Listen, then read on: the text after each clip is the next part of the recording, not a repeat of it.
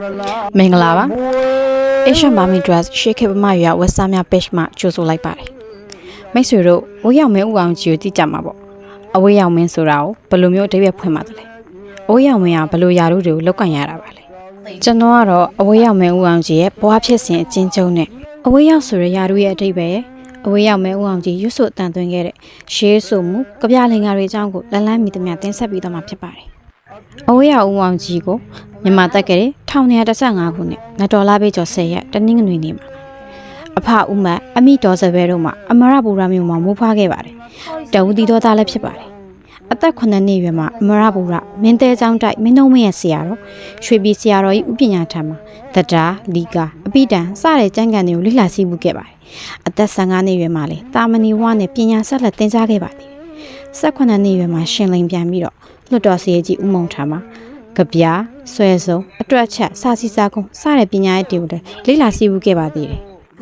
ကင်းဝယ်မင်းကြီးထံမှာပြုတ်ကဗျာလင်္ကာတွေကိုထပ်မံစီးပူးခဲ့ပြီးတော့လာဆောင်ဝေ30ချက်နဲ့နန်းတွင်းစီးရေးဖြစ်လဲတာဝန်ထမ်းဆောင်ခဲ့ပါတယ်ကြအပြင်နာခံတော်ပြောမှုကြီး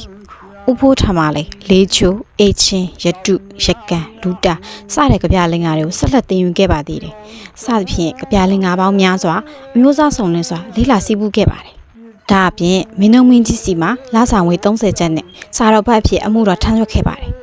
မင်းတို့မင်းကြီးနဲ့ရွာဆန်ပြီးနောက်တီပေါ်မင်းထံမှာလည်းစာတော်ဆက်ဖြစ်ဆက်လက်အမှုထမ်းခဲ့ပါတယ်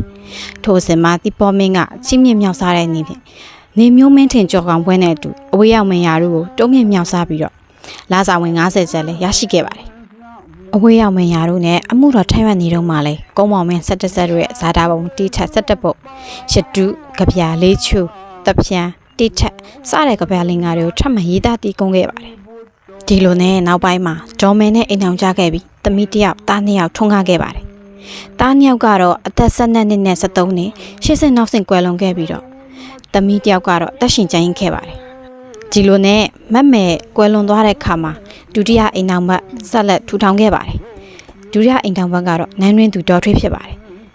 သူနဲ့ကြတော့တာသမီရှိမရှိကိုမှတ်တမ်းတင်မထားတဲ့အတွက်ကြောင့်မို့တေချာမသိခဲ့ရပါဘူးအဝေးအောင်အောင်ကြီးကကိုလိုနီခေ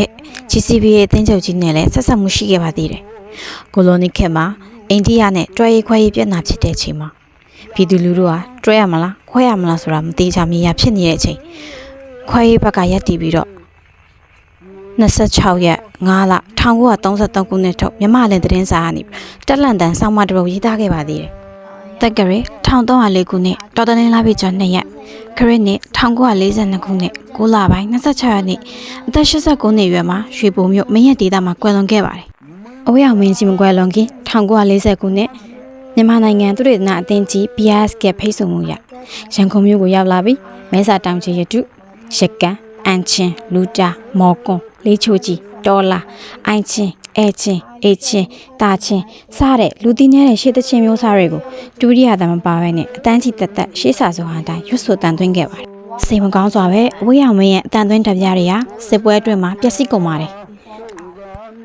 ကံကောင်းထောက်မစွာနဲ့ကျွန်တော်ကအဝေးအောင်မင်းကြီးရဲ့အေချင်းဆိုဟန်တစ်ပုဒ်ကိုရှာဖွေတွေ့ရှိခဲ့ပါတယ်။အဝေးအောင်မင်းကြီးရဲ့ဆိုဟန်ကိုမြမဂီတဆိုတော်ကြီးဦးထွန်းရွှေက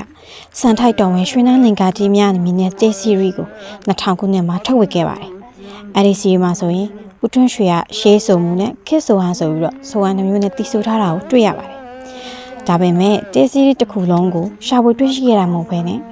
ချိုးတဝက်ကိုသာရှာဖွေတွေ့ရှိခဲ့ရပါတယ်။အဝေးအောင်မဲဦးအောင်ကြီးရဲ့ကြပြလင်္ကာတွေကိုနောက်ပိုင်းမှာကျွန်တော်ရဲ့ channel မှာတင်ဆက်ပြီးသွားမှာဖြစ်ပါတယ်။ဒါဆိုရင်အဝေးအောင်မင်းကြီးတာဝန်ထမ်းဆောင်ခဲ့တဲ့အဝေးအောင်မင်းဆိုတဲ့ယာရုကြောင့်ကိုအထိပ်ဖက်ဖွင့်ဆိုကြပါစို့။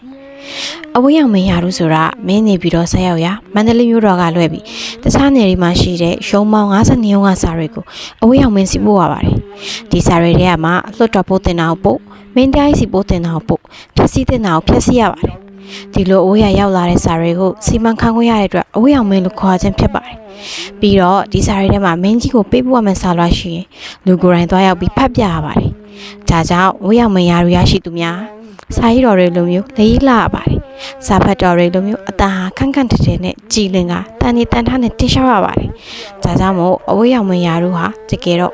စီမံခန့်ခွဲမှုနဲ့အတန်နေတန်ထားလေးလာဒါတွေကိုပေါင်းစပ်ထားတဲ့ခက်ခဲတဲ့ရာတို့တစ်ခုဖြစ်ပါတယ်။ကဲဒါဆိုရင်တော့အဝေးရောက်မဲဦးအောင်ကြီးရဲ့ကြော်ကြားတဲ့ကြပြလင်္ကာတွေအကြောင်းသိရှိသွားကြလိမ့်မယ်လို့မျှော်လင့်ပါတယ်။ ကိုလူမျိုးတွေရဲ့ရှေးစာပေဂီတတွေကဘလောက်ကြီးကျယ်မြင့်မြတ်ခဲ့ပုံကိုကျွန်တော်နူလာကခေါ်ယူဝင်ကြွားစာဖြင့်ဖော်ပြလိုက်ရပါတယ်ဗျာ